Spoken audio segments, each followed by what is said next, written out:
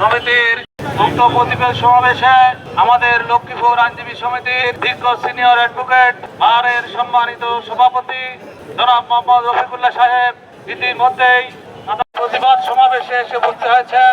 আইনের শাসন প্রতিষ্ঠা সহ মেহনতি মানুষের অধিকার বাগেরহাটে আমাদের বিজ্ঞ আইনজীবী মিজানুর রহমান শান্তকে দুষ্কৃতিকারীরা ছুরির আঘাতে নির্মমভাবে হত্যা করেছে।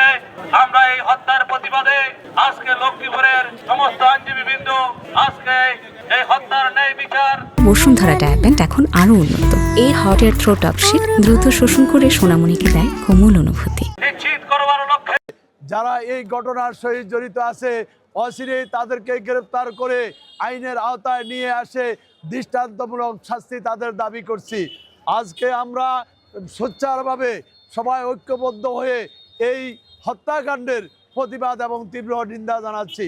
যারা তার হত্যার সাথে জড়িত উপযুক্ত তদন্ত সাপেক্ষে যেন সেই বিচার করা হয় এবং এই ক্ষতিগ্রস্ত পরিবারকে যেন উপযুক্ত পরিমাণ ক্ষতি প্রদান করা হয়, সেই দাবি আমি অবশ্যই আমাদের কর্তৃপক্ষের কাছে সরাসরি সরকারের কাছে পেশ করছি।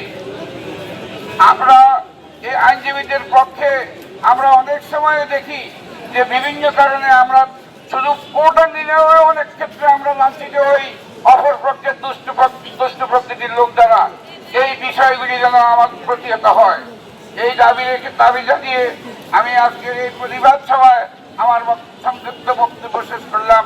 ধন্যবাদ সবাইকে। বাগেরহাট আইনজীবী সমিতির একজন বিজ্ঞ আইনজীবী এবং সহকারী এপিপি উনি নিজামুদ্দিন, তিনি তার সান্ধ্যকালীন চেম্বার শেষ করে বাসায় যাওয়ার সময় মোটরসাইকেলে যাওয়ার সময় পথে মধ্যে দুর্বৃত্তরা তাকে পথ আটকিয়ে তাকে ছুরিকাঘাতে হত্যা করে।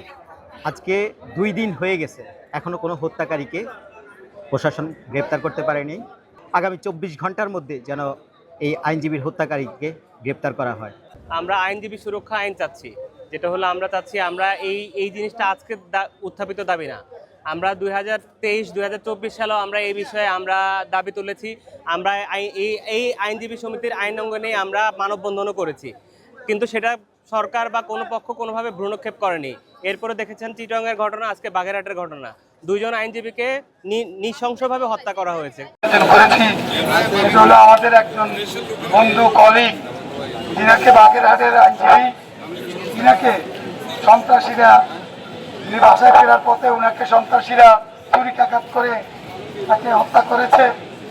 এবং আজকে আমাদের আইনজীবীরা অনেক জায়গায় অনেক ক্ষেত্রে এভাবে চট্টগ্রামে হত্যা হয়েছে, বাংলাদেশের বহু জায়গায় আইনজীবীদের উপরে হামলা করা হচ্ছে এবং বিচারক থেকে একজন অ্যাপ্রেন্টিসশিপ মহিলার প্রতি ব্যবহারিক নিক্ষেপ করা হয়েছে। আপনারা দেখেছেন এতদিন পর্যন্ত বিচার বিভাগ মনে করা, অনেক সময় আমরা আইনজীবীরা বিচারকদের উপরে চড়াও হই, অনেক কথা বলি, ওনাদের সাথে আমরা খারাপ কথা বলি, কিন্তু আজকে দেখা যায় যারা পত্রিকা এবং ফেসবুকে ভাইরাল হয়েছে যে একজন আইনজীবীর উপরে বিচারক, যিনি বিচারকের এজলাসে বসে একজন আইনজীবীর উপরে ব্যবহারিক নিক্ষেপ করে। হয়তো এই মহিলাটা সেদিন মারা যেতে পারত, আমাদের এই আইনজীবী মারা যেতে পারত। আমরা এইসব ন্যাস্কারজনক সকল কিছুকে নিন্দা করি এবং বাগেরহাটে যে আমাদের যে আইনজীবী হত্যা করা হয়েছে, আমরা অনতি বিলম্বে যে হত্যাকারীদেরকে গ্রেফতার করে তাদেরকে দৃষ্টান্তমূলক